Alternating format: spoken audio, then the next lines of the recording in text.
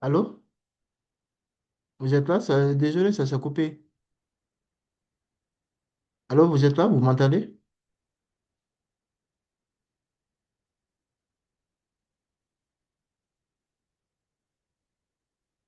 Bonjour. Oui, bonjour.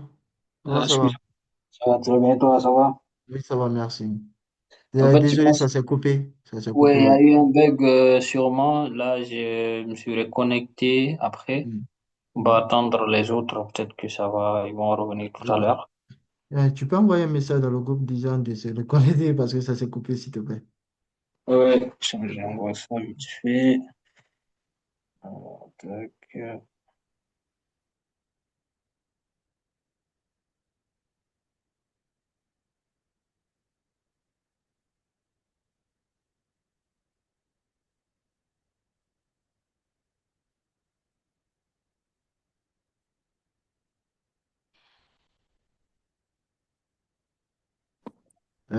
Désolé, ça Je- s'est coupé.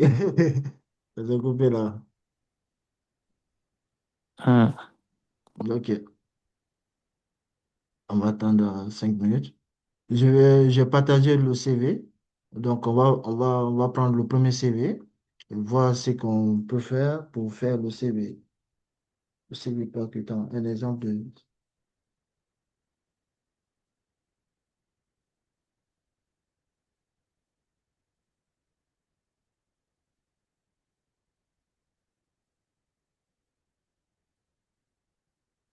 Je prends, je vais partager mon écran.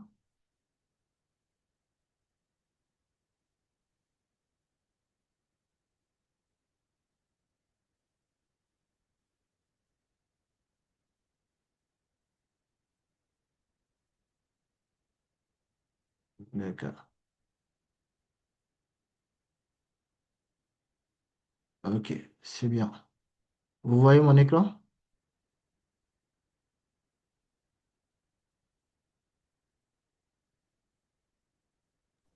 Oui, oui, Oui. oui, on le voit. Moi, je vois aussi. Hmm. Hmm. Hmm. Et on va attendre,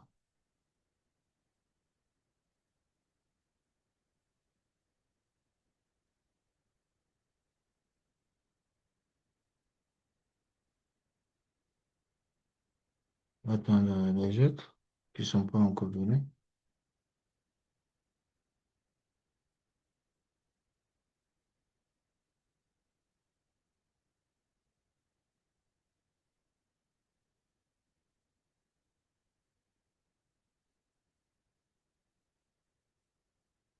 On va attendre 5 minutes. Quand les autres viennent, on va continuer.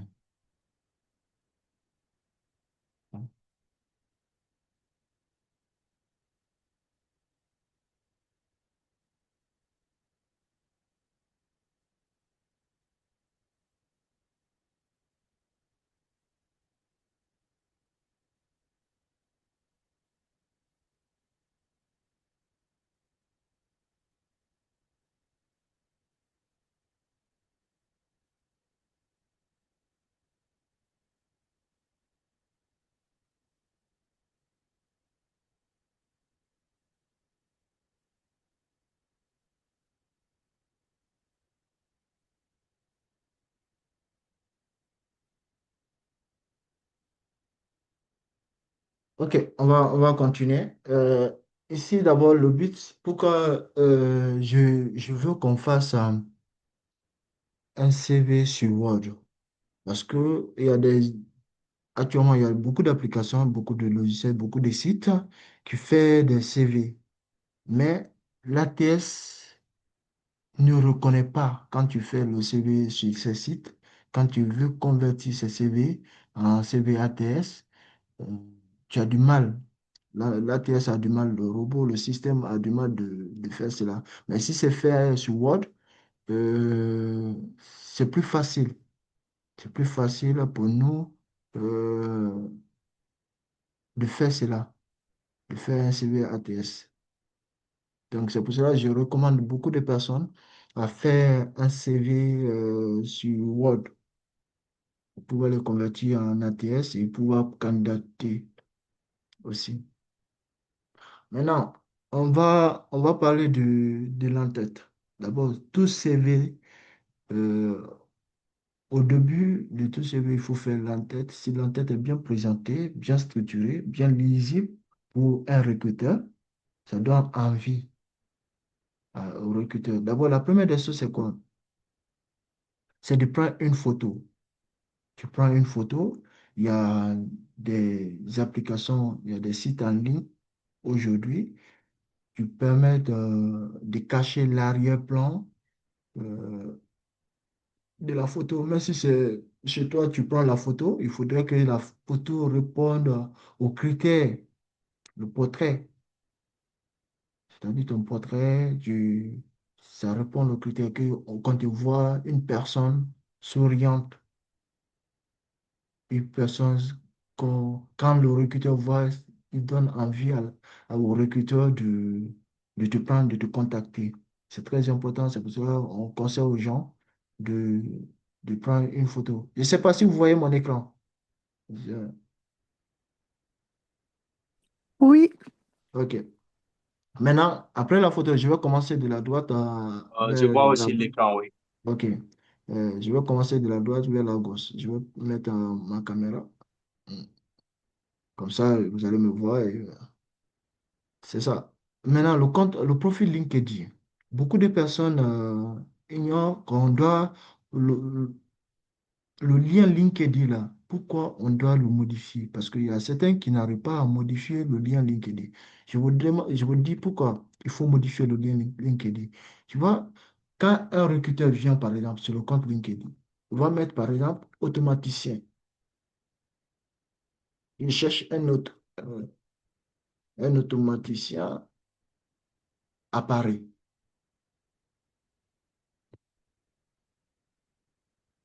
Tu vois, il y a des noms des gens qui vont sortir. Tu vois. Quand le recruteur vient, par exemple, en ligne, il va chercher. Je cherche un automaticien à Paris. Mais si toi, tu ne mets pas ton lien LinkedIn à jour, parce que quand tu crées un compte LinkedIn, il y a des gens, ils ne connaissent pas ça. Mais ça peut être une chance pour toi, par rapport aux autres, d'être contacté par un recruteur. Par exemple, moi, je cherche un automaticien à Paris. J'ai vu la personne là, cette personne. Directement, moi, je contacte ces personnes, je les appelle, je dis, est-ce qu'ils sont à la recherche d'un travail? S'ils me disent oui, je prends un rendez-vous avec eux pour pouvoir passer un entretien avec eux. Mais comment augmenter cette chance pour être recruté par les entreprises? C'est ici. On vient sur le profil LinkedIn, ici, modifier l'URL. On modifie l'URL ici. C'est ici, on modifie. Tu modifies ton compte LinkedIn. Ici, tu mets les informations. Kunduno, automaticien, automatisme, les postes que tu vises, tu mets, si c'est trois postes que tu vises, si c'est un ingénieur euh, travaux, par exemple, que tu veux faire, ou si c'est un ingénieur bâtiment que tu veux faire, tu écris ingénieur bâtiment et tu mets, tu vois, les différents systèmes embarqués. Moi, je sais que j'ai mis système embarqué. Si un recruteur tape système embarqué, il va me voir. Maintenant, tu mets le poste que tu vises. Si c'est un stage, si c'est un contrat en CDI, CDD, tu mets encore les villes, Paris. Si c'est à Paris, tu cherches. Si c'est à Reims, si c'est en France, moi, je dis, je recherche à Paris, à Reims et en France de façon générale. Mais quand les recruteurs viennent, et ils vont taper le nom de la ville, le nom de la ville. Donc, c'est important de mettre la ville en avant, de mettre ça sur LinkedIn. Maintenant, si tu finis, tu copies le lien. C'est très important. Et c'est ce lien Et c'est ces liens qu'on retrouve ici. Tu vois, ces liens, tu copies ces liens, tu viens, copies ces liens, tu viens ça sur le profil LinkedIn, tu fais un copier-coller comme ça, tu viens ici, insérer un lien, tu mets le lien ici, tu tapes, après tu feras la police, tu mettras à jour. Ça, c'est très important. Et pourquoi on met le lien ici? Parce que ça permet au recruteur, s'il tape, s'il clique sur ton CV, directement rediriger. Il ne va pas prendre le lien là, taper tu vois, les liens. Il y a beaucoup de choses, beaucoup d'informations. Il ne va pas écrire HTTPS, W3W, LinkedIn, pom, pom, pom, ça va conduire automaticien, tout, tout, tout. Ça lui prend le temps.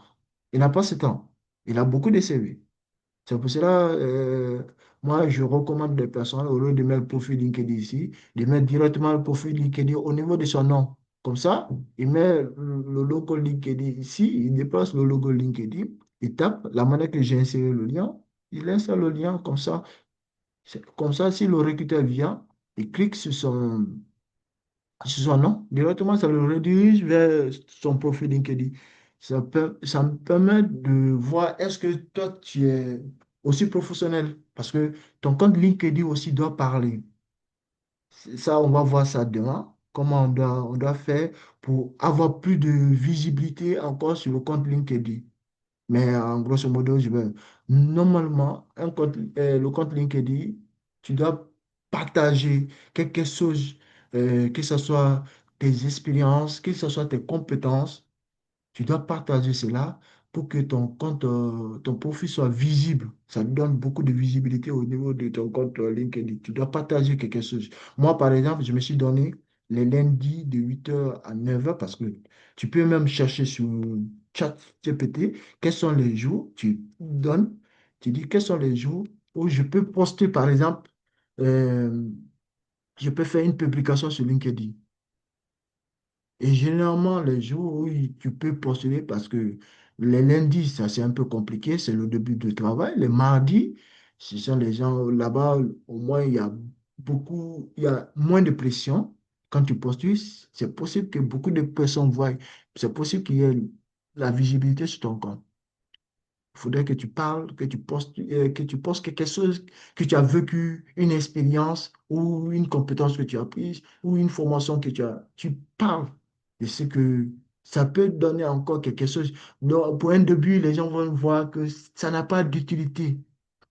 Les gens vont dire, pourquoi tu postules cela? Mais tu n'écoutes personne. Ça a l'importance parce que ça permet, parce qu'il y a chaque jour, les recruteurs, ils scrollent sur le compte LinkedIn pour voir est-ce que tu es actif, est-ce que quelqu'un, qui tu es.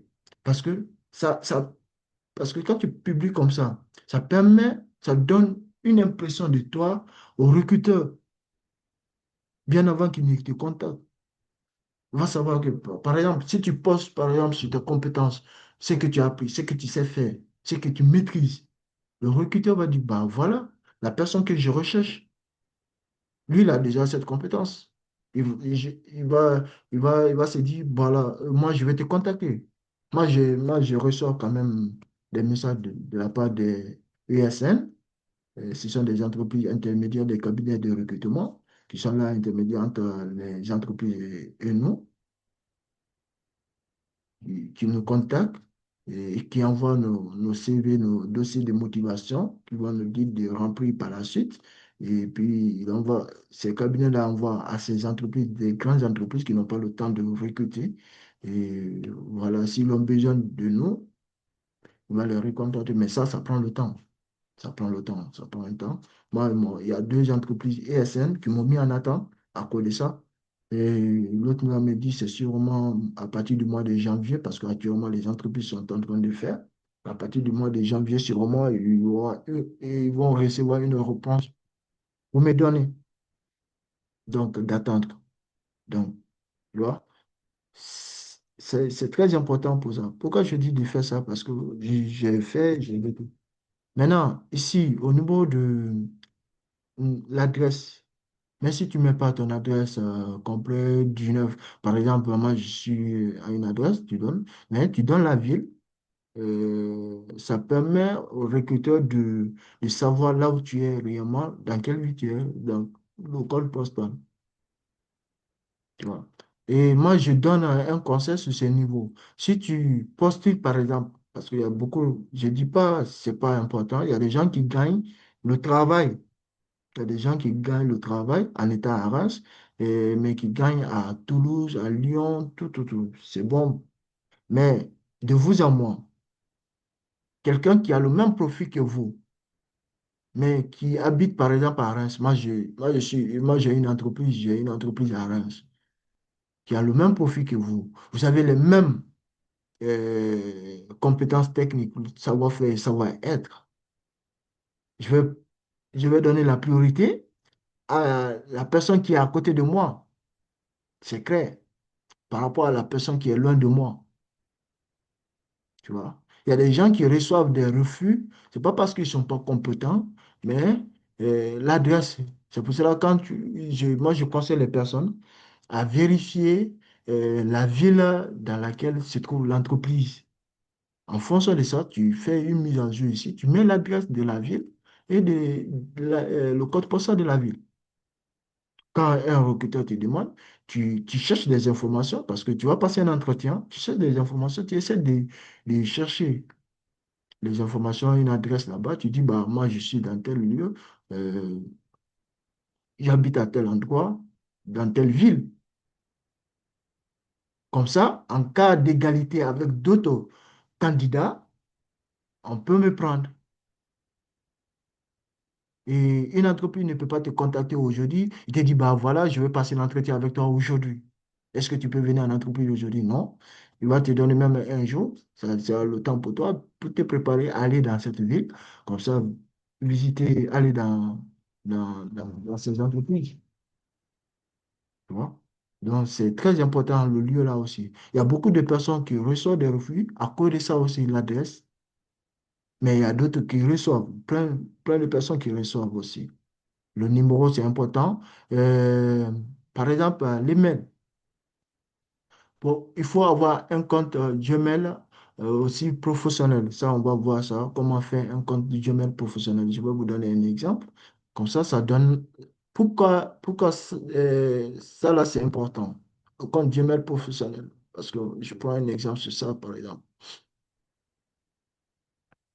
Euh, Je donne un exemple sur ça. Vous voyez comment signer son compte Gmail. Comme ça, si tu vois la plupart des réponses que tu reçois de la part des entreprises, il y a des informations de l'entreprise, il y a toutes les informations. Tu vois, ça permet au recruteur que tu es quelqu'un de responsable. Ce sont des petites choses que nous négligeons, mais que les entreprises tiennent compte. Tu vois. Ça montre que tu es quelqu'un d'organisé et sérieux qui sait ce qu'il recherche. Tu vois. Ça, c'est très important. Et on va voir ça, c'est pas le but d'aujourd'hui, c'est pas l'objectif de ce cours. L'objectif d'aujourd'hui, c'est comment faire un CV. On aura le temps de pouvoir faire des choses, chaque chose à son temps. Maintenant, si par exemple tu mets candidature tout, pour Airbus. Parce qu'il y a des gens, pourquoi j'ai mis ça pour Airbus à Toulouse? Pourquoi on doit mettre cela? Ça peut être très, très important, mais nous négligeons cela. On met candidature en CDI, pas de candidature pour le poste de tel, tel, tel, tel. C'est important. Ça permet au recruteur, non seulement tu parles, tu montres au recruteur, tu connais l'entreprise pour Airbus et tu connais le lieu. Parce qu'il y a des gens, ils voient l'offre sur Indeed ou LinkedIn ou chez Hello Work, ils postulent, ils envoient le CV. Le CV. C'est bon d'envoyer le CV. De fur et à mesure que tu envoies le CV, c'est comme ça que tu reçois le refus. Parce qu'il y a des gens qui ne lisent pas tout, la description, et puis avoir une idée sur l'entreprise, le lieu où se trouve l'entreprise. Et l'offre numéro, parce que chaque offre que l'entreprise donne a le numéro d'offre. Tu montres, permets au recruteur, parce que quand on envoie un CV, l'entreprise a beaucoup de candidats et il annonce beaucoup de candidatures. Mais à travers le numéro, ça va faciliter au recruteur de dire, bah voilà, il a précisé le numéro de l'offre. Voilà, le numéro tel. Je mets le numéro, il connaît, c'est pour quel poste. Et tu précises le poste que tu vises, le poste qu'il a écrit. Si c'est le poste d'ingénieur travaux, tu mets et qui correspond à l'offre de l'entreprise, à Toulouse, le lieu. Comme ça, il saura Bah voilà, nous sommes à Toulouse, c'est bien, c'est CV, nous est bien adressé, c'est pour nous, c'est CV, parce qu'il a bien précisé Airbus à Toulouse. Ça montre au recruteur que tu as lu, tu connais de quoi ils ont besoin et, et que tu réponds aux besoins parce que tu as lu. Par rapport à quelqu'un qui n'a pas lu, il envoie. C'est très important. Et tu mets apprentissage, si c'est un contrat d'apprentissage que tu mets, pour une durée. Si c'est une durée de 12 mois, une durée de 24 mois, tu mets le rythme. Ça permet au recruteur de dire, bah voilà, moi, mon école me dit, je dois faire 3 jours en entreprise, un jour à l'école, ou 4 jours en entreprise, un jour à l'école, et que tu es disponible maintenant. Quand est-ce que l'alternance va commencer? Si c'est le stage, tu dis, recherche de stage. Disponible à partir du mois de mars. Généralement, les recherches de stage, si c'est janvier, tu mets janvier, tu vois. Donc, ce sont des choses que les gens ignorent, mais que les entreprises aussi tiennent compte de cela. Quand tu dis, par exemple, pourquoi je dis cela?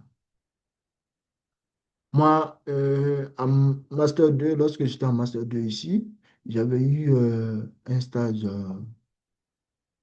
à Paris où j'ai mis disponible immédiatement. Où j'ai mis, et c'est une expérience que j'ai vécue ici lorsque j'étais en Master 2 à Reims, ici, l'Université de Reims.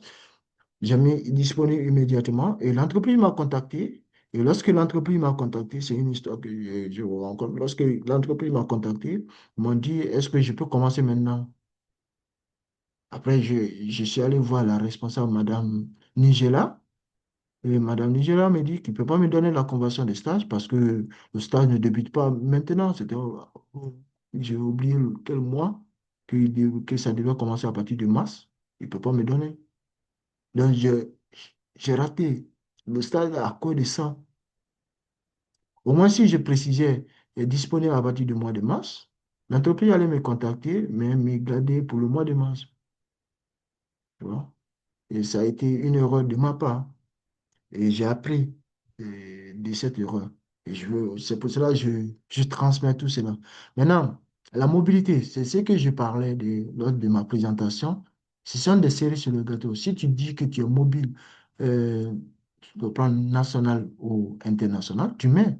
Si tu es capable ou tu es apte à te déplacer, parce qu'il y a des entreprises qui voyagent, qui envoient leurs ingénieurs partout dans le monde, qui sont dans plus de 16 pays. Est-ce que toi, tu es mobile sur le plan national et international? Tu mets. Ben voilà, lui, il peut se déplacer si on l'envoie, par exemple, en mission.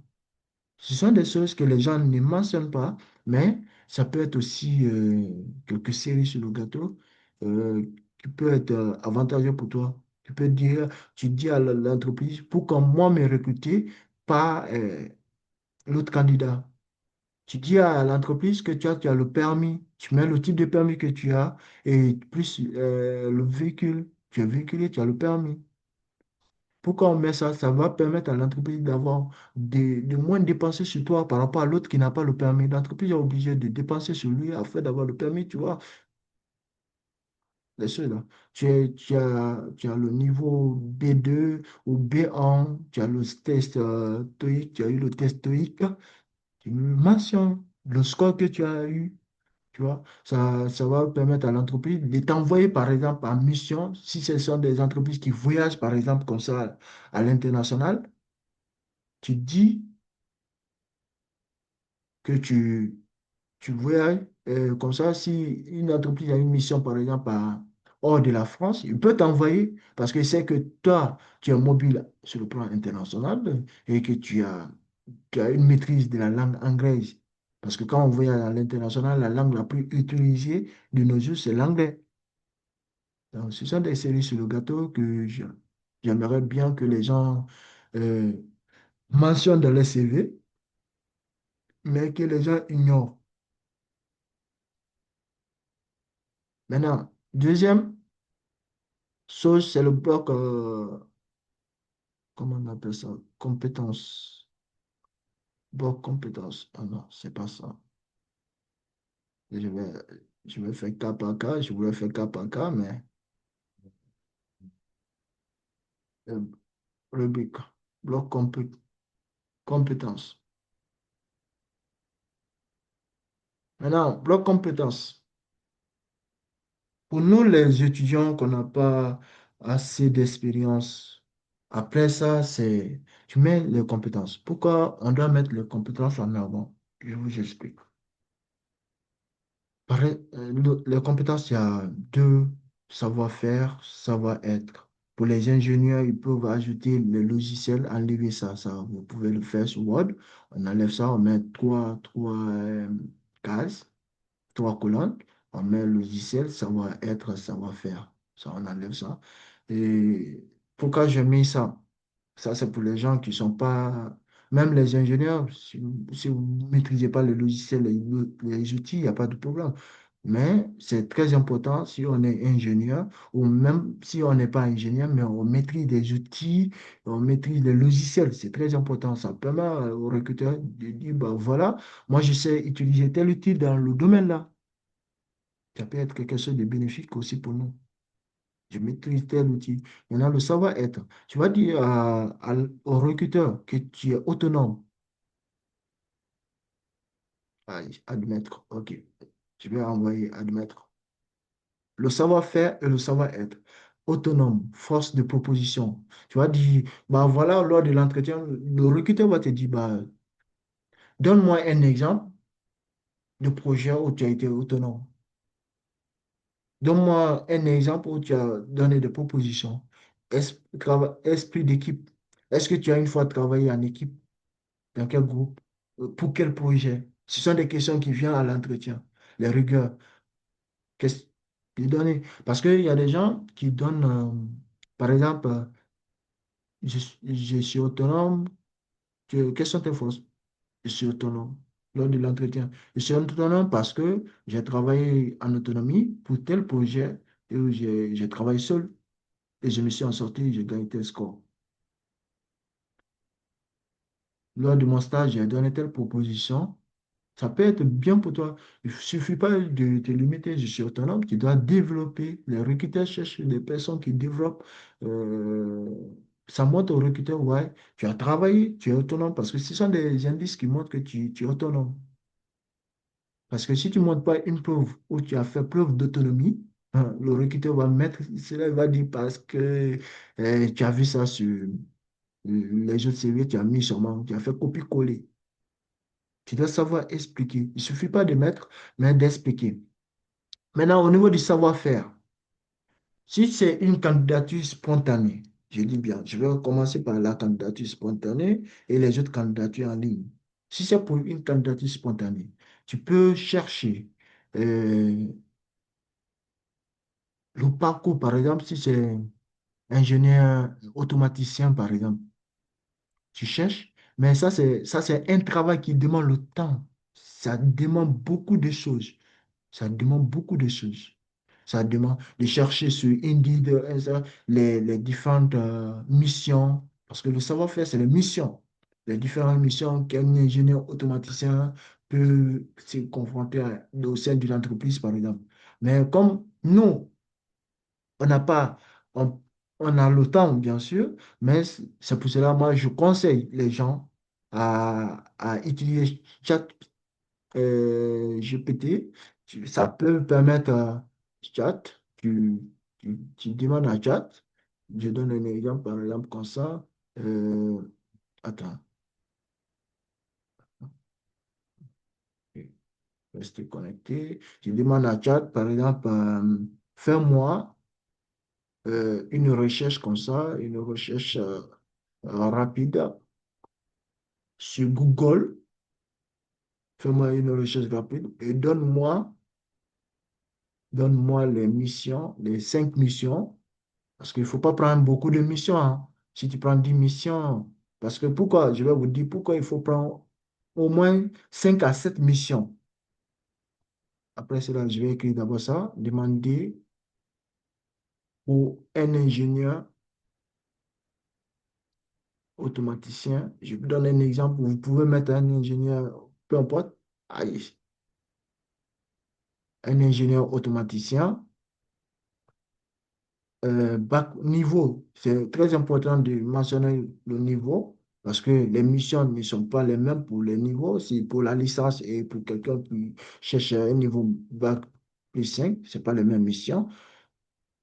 Et faire des phrases, il faudrait que les phrases soient très courtes pour que tu puisses mettre ça dans ton CV. Tu ne vas pas prendre le temps, l'espace, qui commence par des verbes. Parce que pourquoi je dis les verbes à l'infinitif? Quand tu regardes, quand tu postules, tu regardes les missions, tu vas voir les missions, les verbes commencent à l'infinitif. Quand tu vas, il faut faire ces remarques que tu pourrais mettre, que je pourrais mettre dans mon CV. Par exemple, je vais faire copier-coller de ça, je vais envoyer ça dans le message. Envoyer ça dans le message. Ce sont des choses qui aident.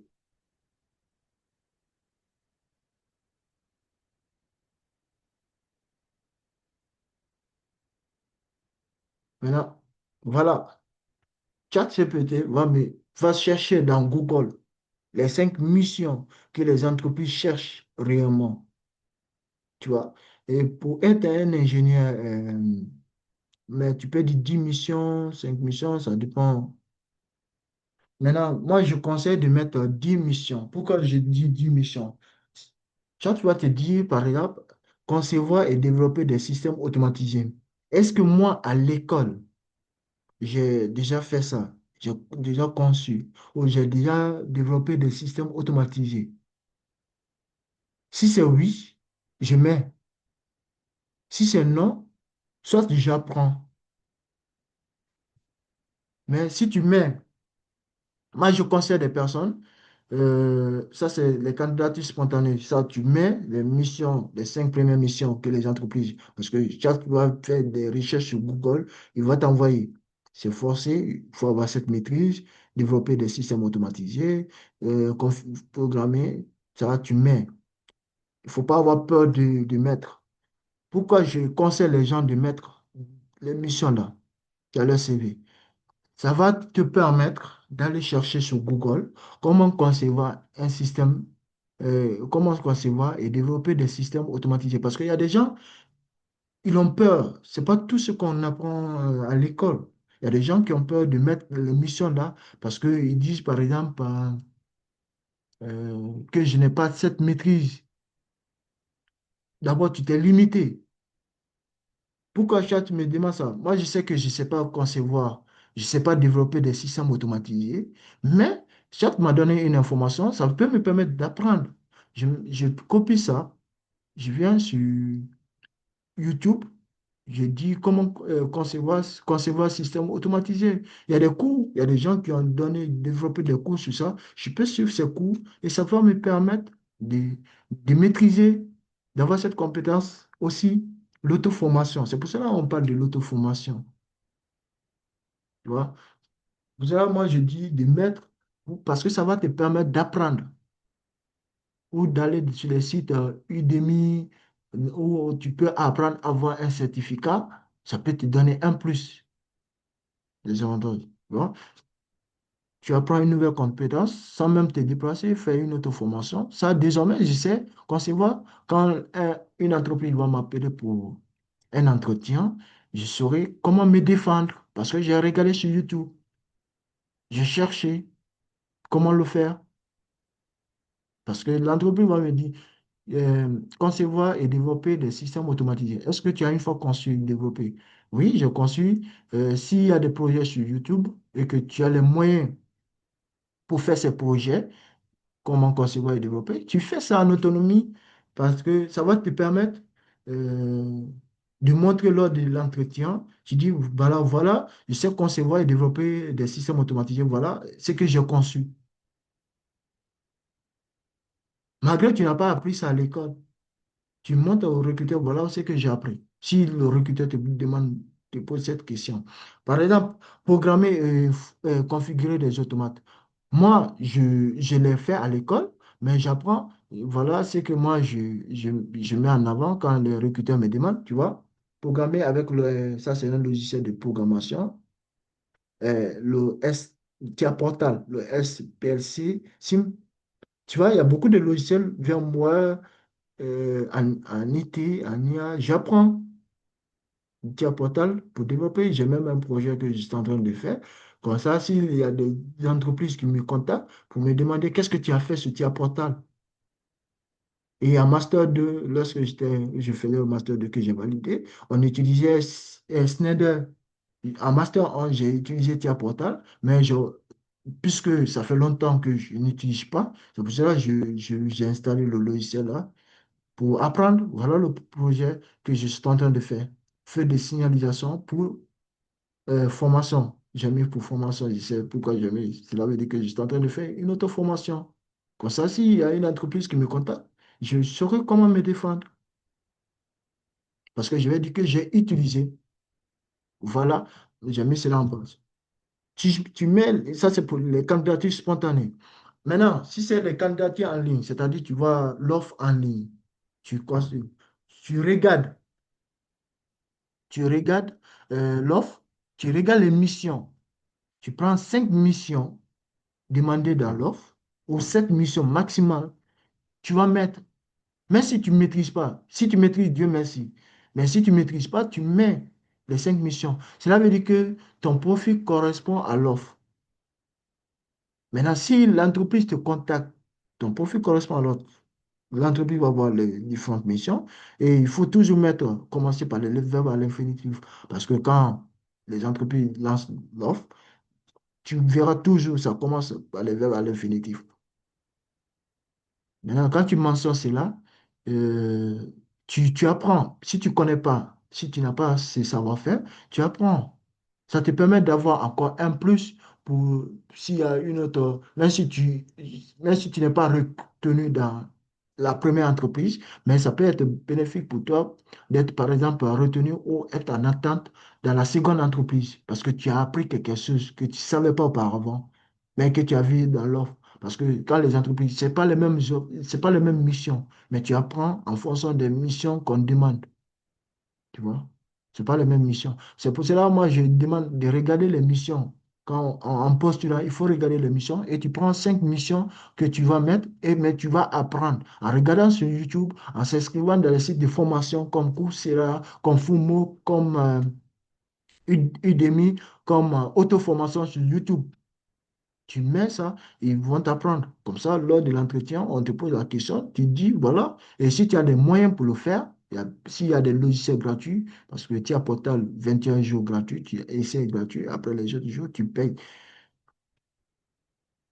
Tu, tu, tu te formes chaque jour, au moins chaque jour, tu te concentres une heure, 1 heure par jour sur l'auto-formation, sur missions, des missions. Tu prends la mission là, tu regardes sur YouTube comment ils font, mettre en place des fruits lycée.